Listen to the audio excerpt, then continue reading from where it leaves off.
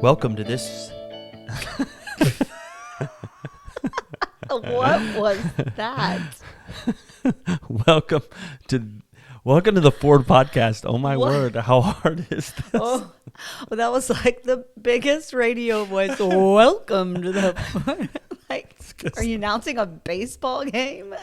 welcome.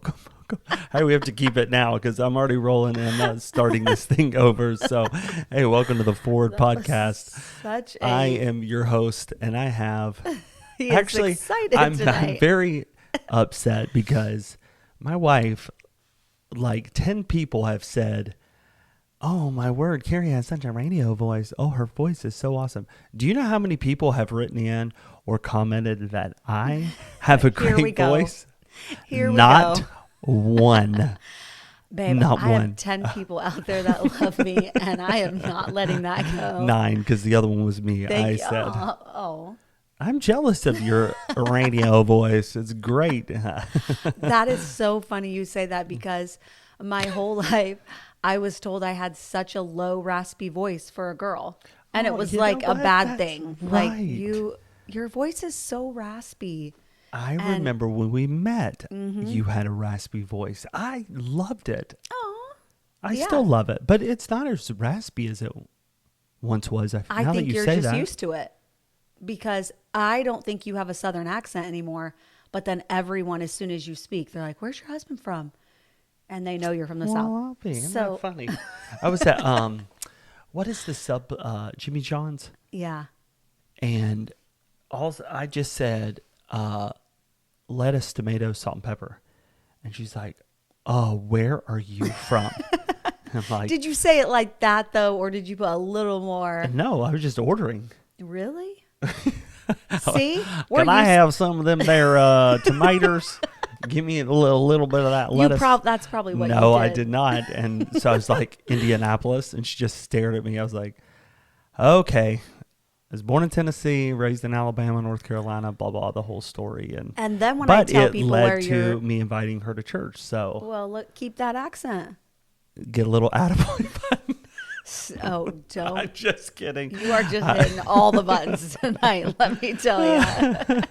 I'm totally joking. Oh my but, goodness. true story. Well, So we're anyway. used to each other's voices, and so I guess other people.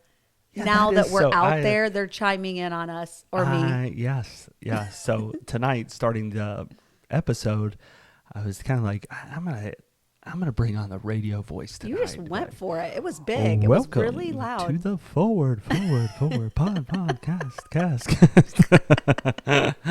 Oh my word, too funny. But Why did you stop? Did you you realize? You were like, whoa, that was even a little much for you. oh, you got me. But yes, I was like, I was going to go I with it. sound very foolish. It was a reach. I tried. It was a reach, but I don't. It's a question that I'm gonna maybe ask the Lord one day, my Creator. Lord, you knew I was going to be a preacher. You knew I was going to be speaking. You knew I was going to be on the Forward podcast. You have to stop this. with a woman who has a radio voice. I really just- don't. Yes, you do. You have to stop being insecure about your voice. And It's a so- fine voice. There's not a thing wrong with it. How come I've never had anyone say, "Wow, you have a really good preaching voice"? Oh, I don't know, actually. You are so mean. Well, they love your accent. There you go. Okay. I got So- one thing going for me. Praise the Lord. Thanks for the accent. There's nothing wrong with it, babe. You're doing a great job. Well, anyways. I'm sorry my voice Starting outshines out when you. I became pastor, was I 26 years old, my Mm-hmm. first senior pastorate. And I always used to think, man, I wish I had a low voice. It'd be so cool to get in the pulpit and just thunder God's word with this low voice. But no, it's Well, open your also- Bibles tonight to Genesis chapter number. Stop. Also, you were so young comparing yourself to older pastors, though. So that's not even fair because Yeah, most that's true. 26-year-olds are not lead pastors. So that makes, But they do. Well, anyway, you're right. You're right. I know. Okay. All right, we have tonight questions. We're answering your questions. That's our whole episode is just answering questions that have come in. Okay. Well, before we get to that, I had a Oh. couple things I wanted to say, My bad. but we'll hit that at the end. Yes, tonight we're going to hit. I'll close with that. I was going to talk about some of our upcoming episodes. Oh, okay. Did you not read the notes? I'm the one that did them tonight. I See didn't right do there? the notes. No. I think we're hitting our rhythm where whoever writes the notes is Yeah, the only that's one very that true. reads them. The other person just shows up. But this is Which good. is good. Yeah, we're taking turns. Yeah, absolutely. And I think we have to do that because if one person was running the show, then it would be like our house. Which is continue. Everybody's like, Carefully. Everybody's leaning in. Who is it? Who is it? Who is it? We all know who wears the pants of the family. Don't even get me started on pants. That's a whole other episode. We just a lot of people, all of our listeners are all triggered right now. Oh yeah, we just lost Okay. about 300 people. Oh my goodness. Well, we are going to. This is, I think, going to be very exciting because we don't have a lot of notes. All we did was take some of the questions. We've gotten a bunch, but we've taken several tonight. We have no notes that we're going by. So Kara, I'm just going to ask you some of these, and we're going to jump right into just answering these kind of off the top of our head. So we're praying the Lord is with us tonight. A lot of our questions, we've been able to get right back with you. It's kind of our goal, especially working with people one-on-one. And so if you have a question you want to shoot to us, if you follow us on social media, you can always do that through Messenger and or forwardpodcast@outlook.com, where these others have come from. And again, if it's more of a personal note, we try to get back with you and help you through those things. And it's really been awesome because we've been able to meet a lot of great people all around the country, and some saved and some not Christians, and that's okay. We love everybody tuning in and listening and growing with us. Why are you smiling? Because you said I in know I and you did. weren't supposed to. But, I had several people that said, you keep using tune in. So I'm just going to Turn your gonna phone keep on being silent. me. Yes, that's the first thing. That was your bedtime Did you hear alarm that? going off? Wow. Yes, Okay. yes, It I did. was. It was old Siri saying health notification, bedtime reminder. So Siri should be used to our podcast by now. I Thank know, you. Siri, get with the program. night. AI, I know. it's got nothing on. We're amazing. Okay. Hey, let's jump into this. So, Kara, I'm going to ask you the first Yeah. one. I'm not sure where the listener was going with this, but it was just a simple question of how do you deal with change? And that's it. How do you deal with change? How do you deal with change? So I'm going to come at this from the perspective because what immediately comes to my mind is a lot of moves. We've moved quite a bit in our marriage. You've moved a lot in your life. I have, yes. He moved a lot as a kid and in his adolescence. I did not. I grew up in the same town from 8 to 18, and then I went to college. And then when we got married, we moved quite a bit. So that's kind of what pops into my mind initially is that sort of change. But also change of jobs. I've had that change of life, having children compared to not. Just a lot of things. So adjusting to that, wow, Yeah. that's a big one to wrap How do your you head deal? around. How do you deal with change? Look, I'm just going to say this, and a lot of people, especially women, sometimes I don't connect with women on the way I think because I don't. I tend to think a little more masculine in some areas, and this is one of them. But hang with me till the end because it works. I promise. Dealing with change, what I have found with us in our life is we jump in with both feet, don't we? We do. I knew you'd agree with that because when we move somewhere, we kind of dive into the entire culture. And that's one of our strengths as a couple is just that we can do that. Yeah, very true. Oh my word. I remember moving to West Virginia and I had so many thoughts in my head of what it would be like. And it was totally different, but we just embraced it. It was like we wore the colors. I ate at Tudor's Biscuit World. Love it. I still wish for Tudor's. those biscuits. I still do do. really miss We loved- Tudors. And everybody's listening. You're like, did you just say Tudor? Yeah. Yes, It's Tudor. Tudor. So like the former Not kings of England. Tooter. Tutor. Yeah, but I mean, we did all the things. Like we loved the mountains. We loved that Southern hospitality, Right, and I so feel we like jumped we in. loved it. So I think that's the thing. Like and then awkwardly, we moved from there to California, which you could not get a more diverse culture Right. than West Virginia. But same thing. We went to Santa Monica. We rode the scooters around town. We bought sandals in a surf shop. Like we just loved it. And I feel like each place that we've lived, the huge benefit of dealing with the changes that come with that place is just to dive in with both feet and just say like, this is now our home, and we're going to do everything we can to assimilate and to be relatable to the people that are here. And it's not that you have to change yourself, but you do have to change parts of the way you live, and that's okay. And that kind of goes over into as well having children. Just own it. Just go for it. And you know, I bought the minivan. We've had a minivan for 10 years. I love it. I don't care if people don't like them. Look, when you have a lot of kids, I love our minivan. My word. I used to be that guy. I'll never have a minivan. I'll be an SUV. Oh, my word. I remember we traded in that Pilot, and we got the van we have now. Mm-hmm. We've had it for 10 years or something like that. Almost 11. And I don't see myself ever not having a minivan. They are just... Oh, really?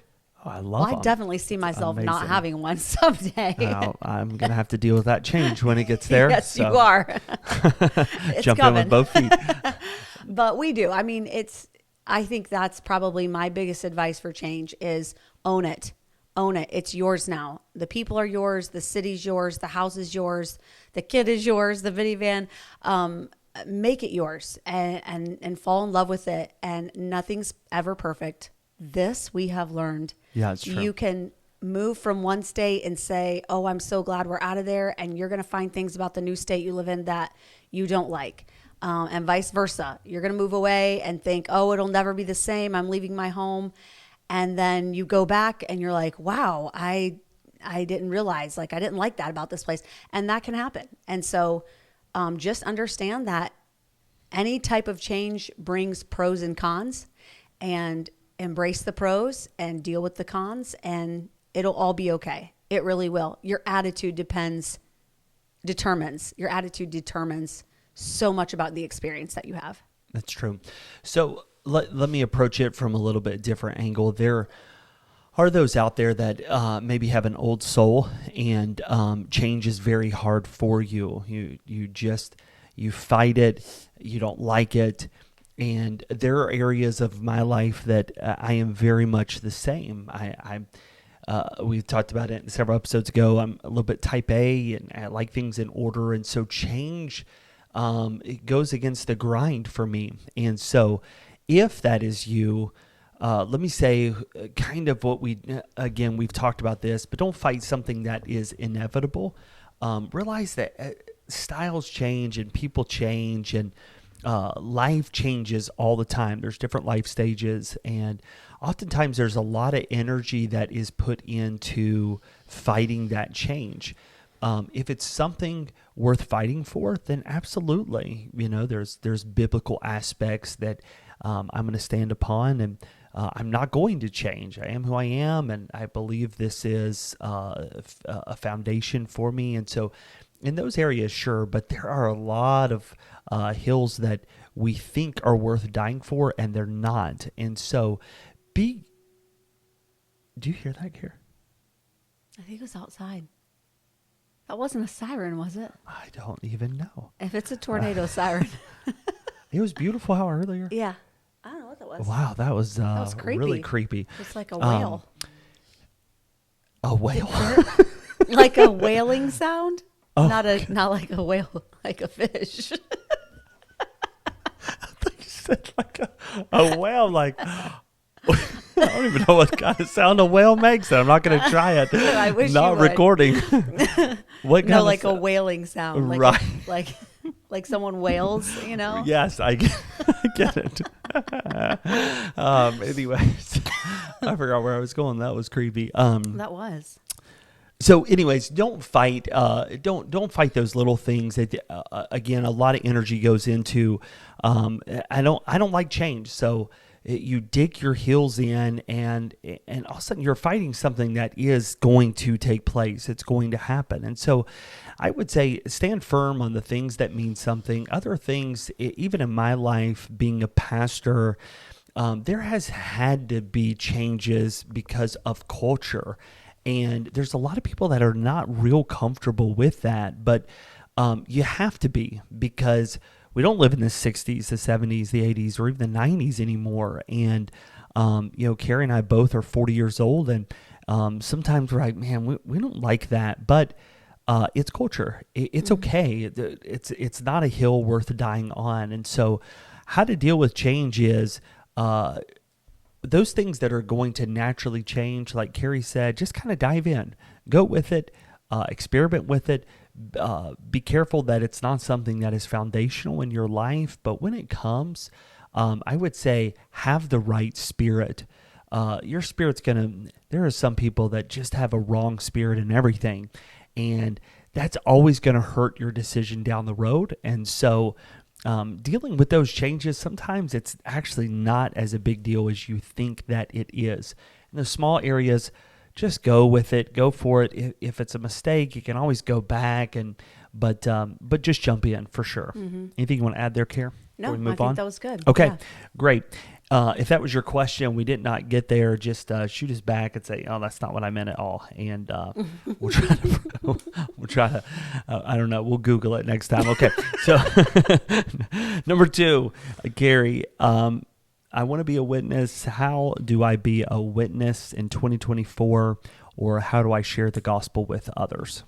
Oh, I love this. So I have a little bit of an excitement talking about this because it's something that happened to me in this past year, and it was super cool. It was a great experience. So I obviously have been a Christian for most of my life. I accepted the Lord and believed on Christ when I was 12, and obviously been a pastor's kid, pastor's wife, all the things, went to a Christian college, whatever. But I still found it really difficult to witness to people and tell them about the Lord. And I'm not an introvert, but in our culture, it's really hard to bring up religion in a quick and in a quick fashion. I remember being trained to give your testimony on an elevator, give your testimony in, 30 seconds. And that just doesn't work in our culture anymore. No. Not that it never works, but people used to chat, right, in public. Now everybody's wearing headphones, or they're on their phones, or they, have creeper vibes, don't talk to me, why are you talking to me? And it's just changing. And so I really felt last year this is hard. I'm not doing well, and I'm very nervous. I don't know how to open up the topic if I don't have a relationship with someone already. Yeah. And so what I did was I just started praying, and I just started saying Lord, I really want to tell someone about you, but I'm really scared and nervous, and I don't want to. I don't want to take that step, and I don't know how. So just you bring them to me, and if you bring them to me and they ask about it, then I'll do it. And that's looking back, it's kind of funny that I said that to the Lord, because it's kind of almost rude. I'm not going to do it unless you help me. But I'm just real and raw, and that's how I felt. And so that's what I told the Lord, and he did. Yeah. I led 5 souls to the Lord last year, and that is more than I have led to the Lord in many years combined. And I promise you, every single one of those sought me out. And I couldn't believe it.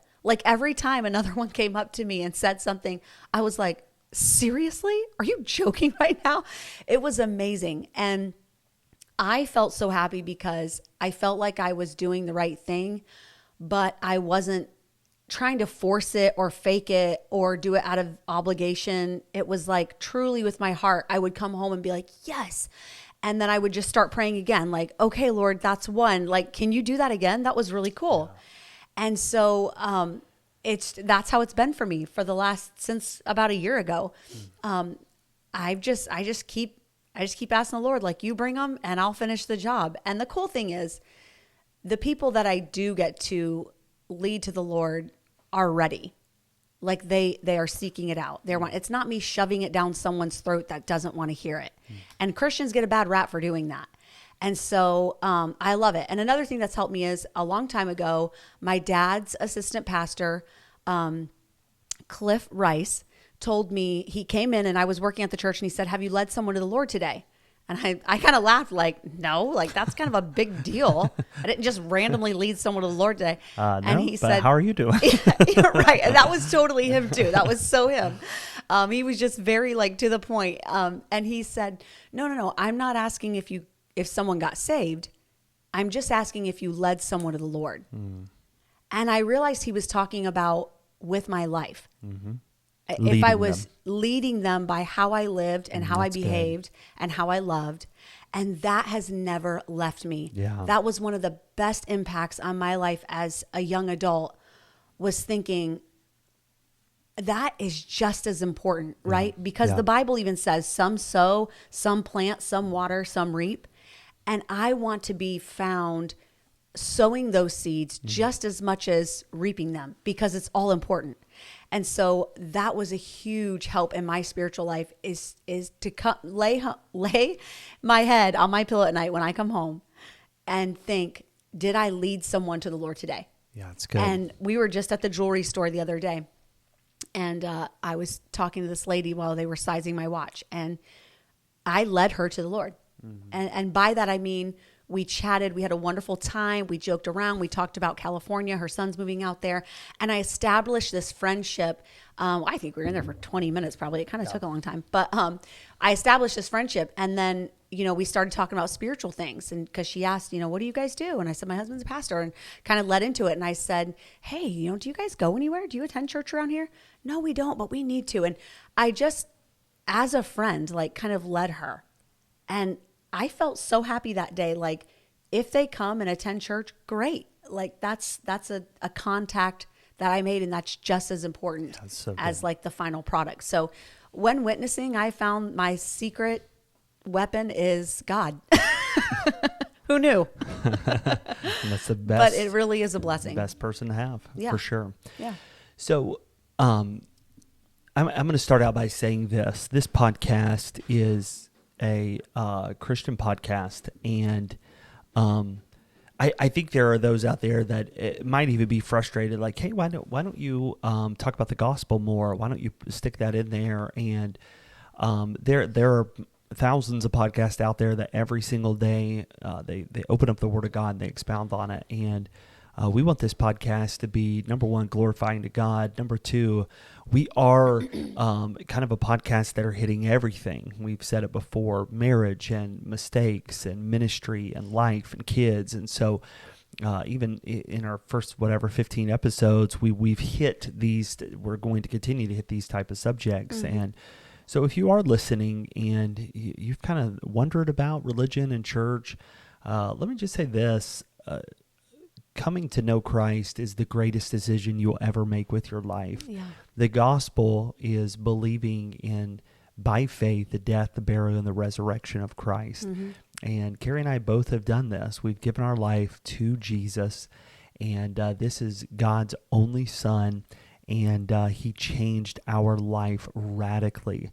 And we've talked about this in several other episodes, that's why we're having this podcast, is to help people see that the greatest life you can have on this earth, not just what's to come, but even on this earth, is having Jesus Christ as your Savior.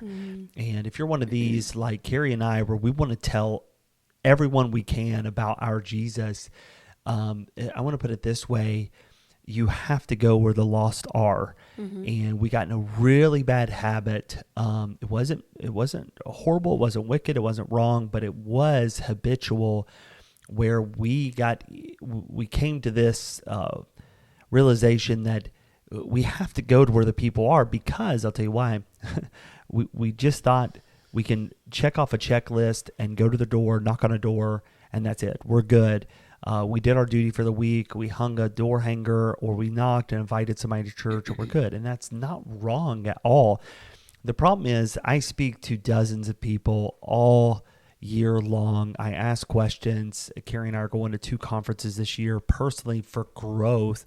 I always ask people, how do you win somebody to the Lord? And it has been years, Carrie, years, maybe a couple of decades since I've ever heard somebody say, I win them at their doorstep. I knock doors, and it just, that's yesteryear. Nobody likes to go to their door anymore. We have a Ring doorbell. We don't even go to our door. And so we can't just fall into this trap that we did our good deed and we left a door hanger. We have to go where the lost are. That's what our Jesus did. That's why the Pharisees couldn't stand him, is who he hung out with and who he was around and who he associated himself with were lost people. I must needs go to Samaria. Why? I mean, there's a woman at the well. Nobody liked her.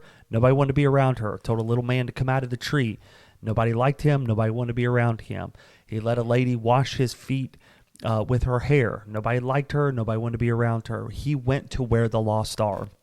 And Carrie, you won a lady to the Lord 2 years ago. And you know, that lady has brought more people to church, and we have seen more people saved than all of us combined, because she goes to the lost. She's friends with them. She knows lost people. But that doesn't give us the right to not. We have to go where they are. And we've got a man in our church that every single day goes to Starbucks. He opens up the physical Bible. He brings a Bible in. He opens it up. He gets his coffee and he reads the Bible. And do you know how many people he has met and brought to church, and people he's praying for? And the other day he told me, I met a young man. He is gay. He's a homosexual, and I made friends with him, and we talk. And that young gay man told him, "You're the first Christian that has ever talked to me." Wow. And that's not saying, and I know there's some that will never step a foot in a Starbucks. That's your right, and that's okay. But here's a man who takes it serious. I'm going to lead people to Christ, so I'm going to go where they are. And so I would say Carrie's right. You need to pray for it. God, give me a soul. Number 2, go where they are. Go out and meet your neighbors. We talked about that in a previous episode on Friends. Like, people don't know their neighbors anymore. Go where they are. Meet them.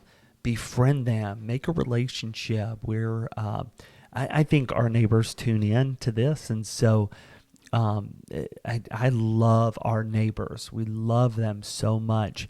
And we've got great relationships with them. And if they are not saved, then we're praying that they are, and that our testimony will be a good testimony to them for sure. Anything else you want to add there, Carrie? You want to go to the next one? No, that's good. Great. Okay, let's go with this last question. We've got several more, but some of these are a little bit deeper, and so I think we're probably going to have to do, especially this one, we're going to have to do a whole episode on this here coming up pretty soon. So let's do this one. This will be a little bit lighter, Carrie. You ready for this? How do you adjust in marriage when you're having your first child? Let me start out by saying, guys, your life is over. That's it. I hope you enjoyed it.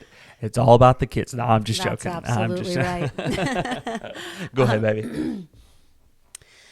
Wow, that's a How big to adjust in marriage Your when first you're having baby. your first You remember? first child. I'm trying to rewind my brain back to when we only had one kid. It seems like a lifetime ago. It does. Well, let's talk about personal experiences for us then. What do you think we did well, and where do you think we made mistakes? I think we did well in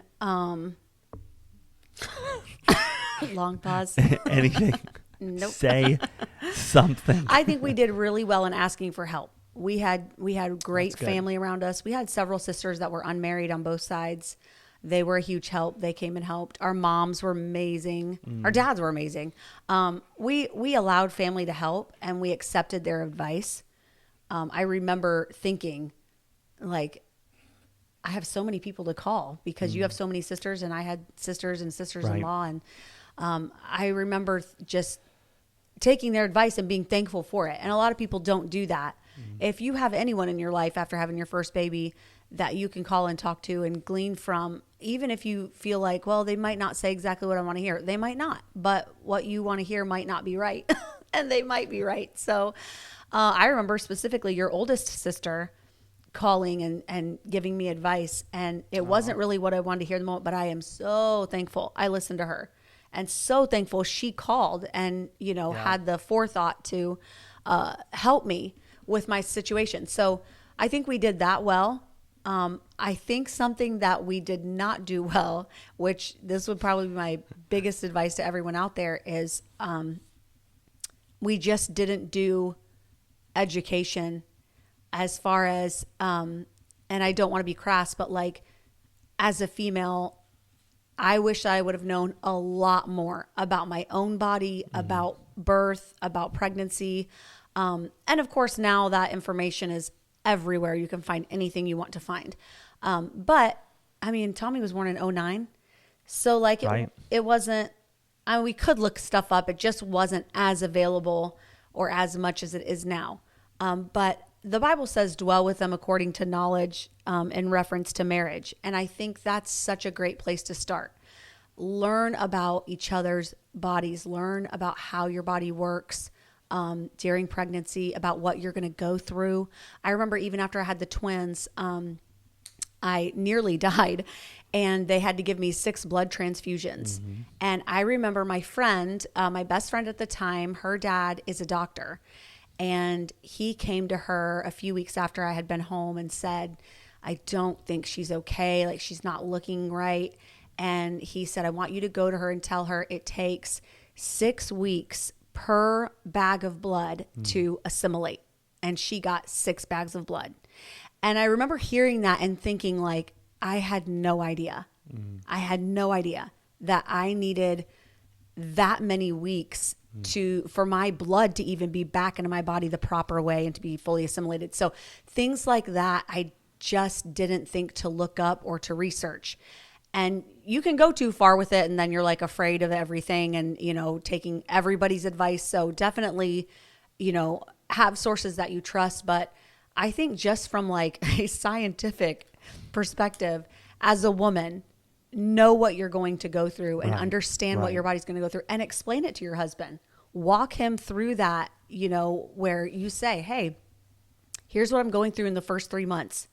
And here's what we're going to go through as soon as the baby's born. And here are some possibilities that could happen. And I think just education and knowing what may happen and how to deal with it, I would have done that better. Would you? be prepared for sure. Yes. Well, there's really no way to be fully exactly. prepared. I was just saying, but there are those who can go overboard too, and they read too much, then they panic, then their health goes down because what if this happens? What if this happens? And you can drive yourself insane. So I would definitely say educate yourself, but hey, if you're a Christian, be in the Lord's hands, trust each other, and you'll get through. I think one of the by far to this day, the biggest mistake I ever made was we were on a vacation. And we had our first kid, and I said in front of my 7 sisters, well, men go through just as much as women go through during the pregnancy. And let me tell you, I was literally about stoned to death. I still can't believe you made it out alive. I cannot believe, I said that. Number 2, in front of 7 sisters. And number 3, I was wrong. So I've apologized. And so let me just say this, gentlemen. Even if you think that, do not be foolish or stupid enough to ever say that. Ever. Don't just, you put it out of your mind. The women go through way more. Okay. You got it, guys. I'm winking at the camera. Got it? Okay, good. So number 2, let me speak to the guys. Have patience.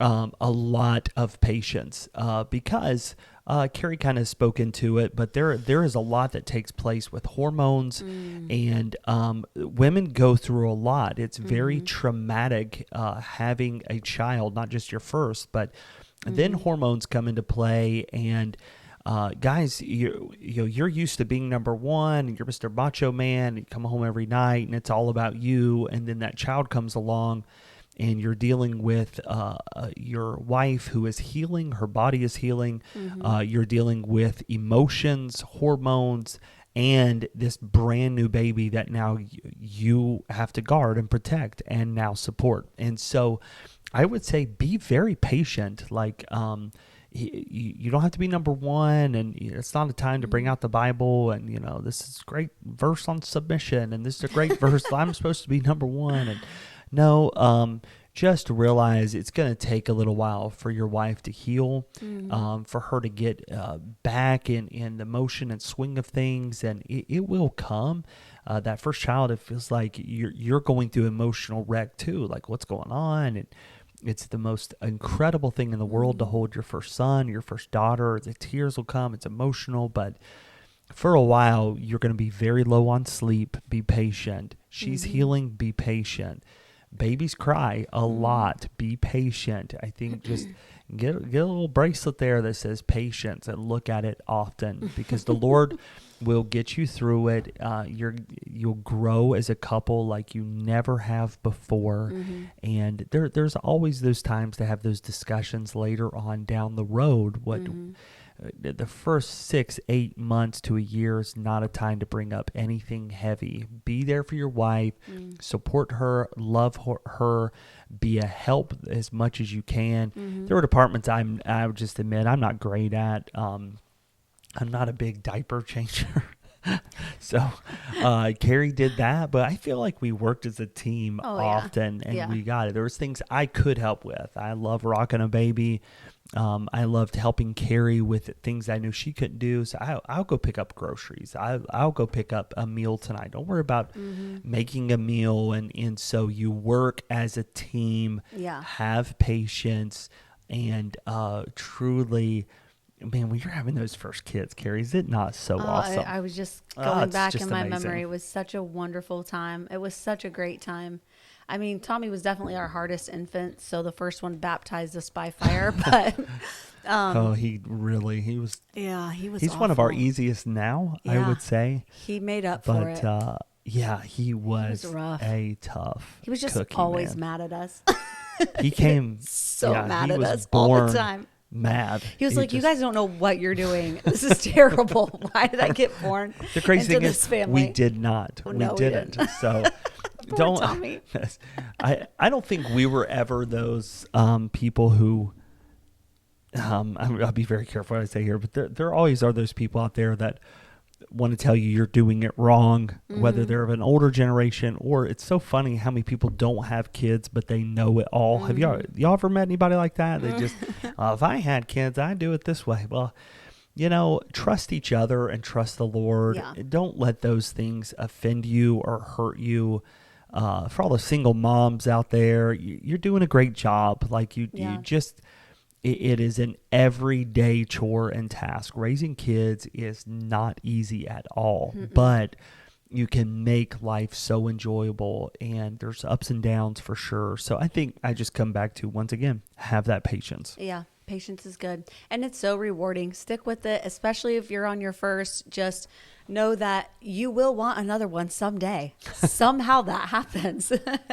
But it's so rewarding. It really is. I would go back to that time in our lives in a heartbeat and relive that. Sure. It was so, so amazing. So do your research, educate yourself and your husband, have patience, and just hang in there. It really does fly by. I used to hate when people said that to me. I know. I'm like, do not. I have not slept in 6 weeks. Do not say that. But it's true. It really does fly by. And yeah, those days are long. The days are long. The years are short. That's what they say. And it's true. It's true. It's true. Hey, keep writing in. We've got a couple other questions we're going to go over, but we'll hit them in later episodes. They're a little bit longer conversations. So great job, Carrie. Yeah, this was good. Nailed it tonight. Thank little high you. five You there. too. Hey, I like your sweatshirt too. Thank you. Those of you who just listen, it just says USA. USA. America. Okay. So, hey, keep checking us out. Keep sharing this podcast.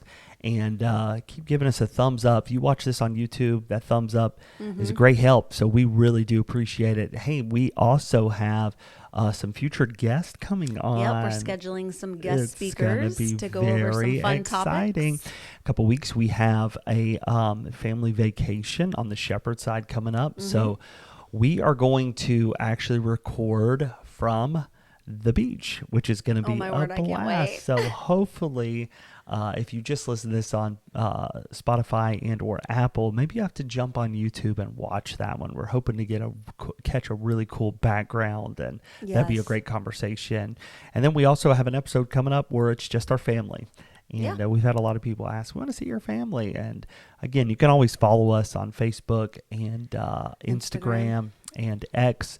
And you could catch a lot of our family on there. Carrie's a lot better at posting than I am, but you can follow us there. But if you like to meet our family, we're going to have one coming up here really soon with just our family. So keep tuning in. I'm going to say it. Just keep tuning in. Thanks for Keep listening. watching. See you soon.